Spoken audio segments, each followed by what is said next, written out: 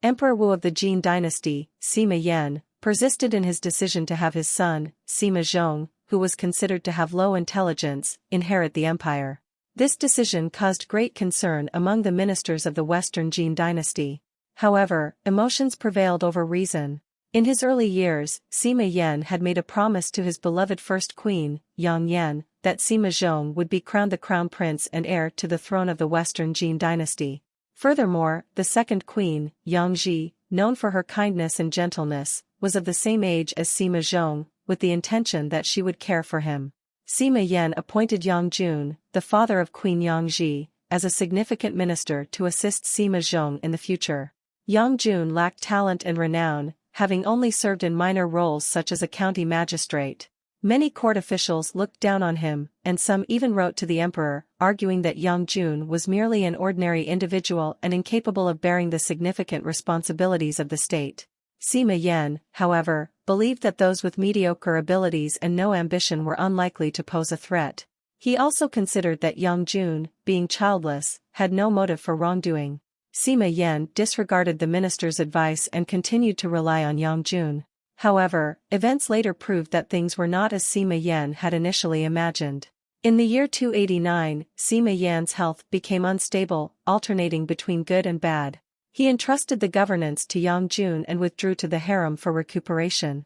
As a result, Yang Jun, Sima Yan's father-in-law and his younger brothers, Yang Ju and Yang Ji, took control of the entire court, and the practice of bribery became openly widespread. In 290, in a bid to gain more power and compete with the senior statesman Wei Guan, Yang Jun resorted to fabricating slander against Wei Guan's son, prince-in-law Wei Xian, alleging that he frequently indulged in alcohol and committed errors.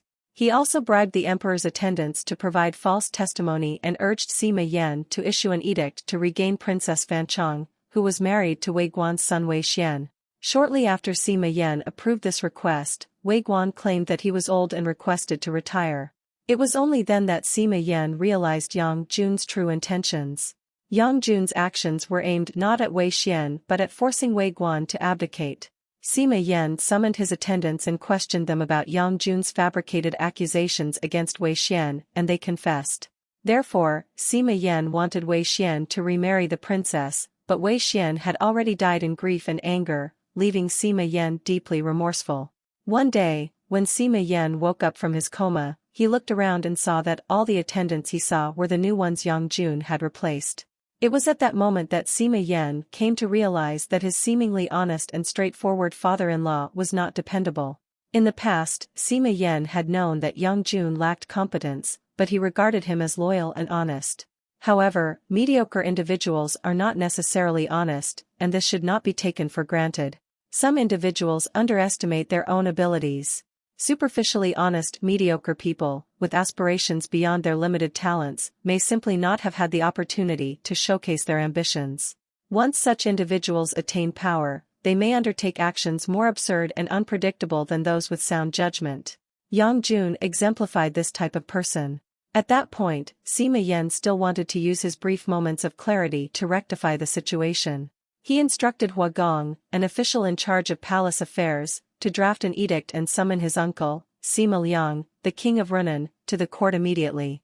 However, he had never anticipated that Yang Jun would dare to secretly conceal the edict and never send it out of the palace. Emperor Wu of the Jin dynasty passed away with great regret. After the death of Emperor Wu of the Jin dynasty, Prince Sima Zhong ascended to the throne. Yang Ji was honored as the Empress Dowager, and Jia Nanfeng was established as the Empress. Yang Jun was appointed as the Minister of Guming and did not take the 32-year-old Emperor Hui, Sima Zhong, seriously. Yang Jun resided in Emperor Wu of Jin's palace and pretended to review the minister's petitions to the emperor. Yang Jun even attempted to take action against Sima Liang, the king of Runan. He also cultivated numerous supporters and appointed them to lead the palace guards.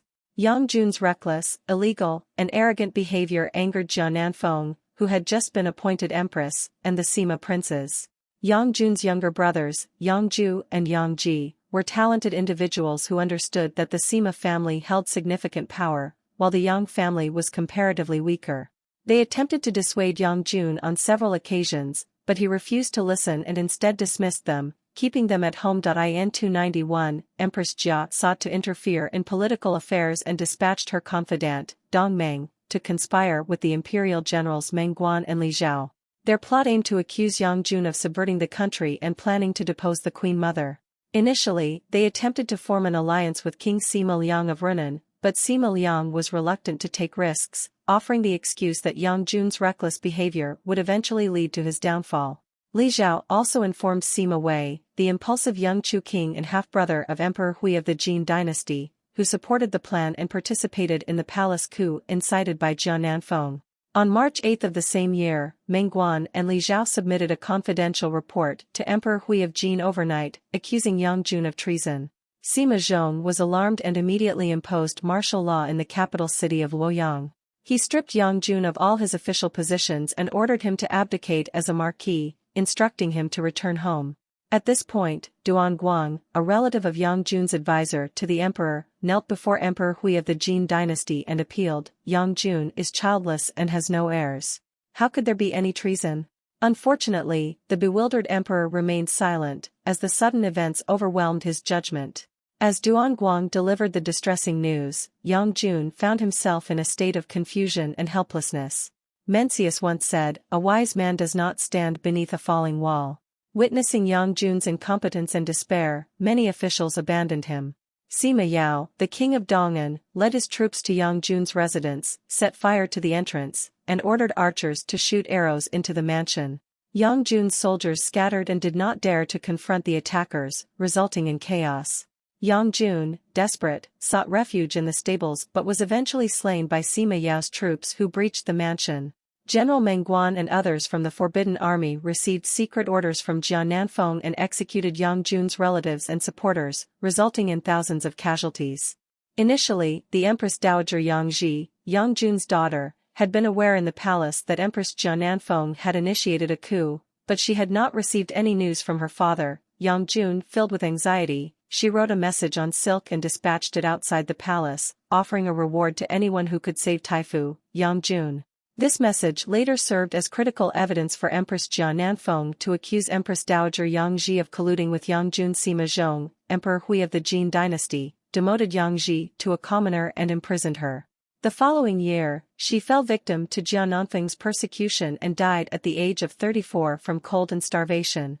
In her earlier years, when Jia Nanfeng was the crown princess, she committed a heinous act by cruelly killing a palace maid who was pregnant with Prince Sima Zhong's child out of jealousy. As a result, Emperor Sima Yan contemplated dismissing this violent daughter-in-law. Fortunately, the kind-hearted and naive 17-year-old Empress Yang Ji, who was a cousin to the crown princess, pleaded with Emperor Sima Yan to spare Jia Nanfeng's punishment. Her intent was to safeguard the safety of the prince, the princess, and their family. Her plea allowed Jia Nanfeng to retain her position as crown princess. However, those who harbor evil intentions rarely change their nature due to the kindness and leniency of others, a fundamental difference from individuals who make occasional mistakes.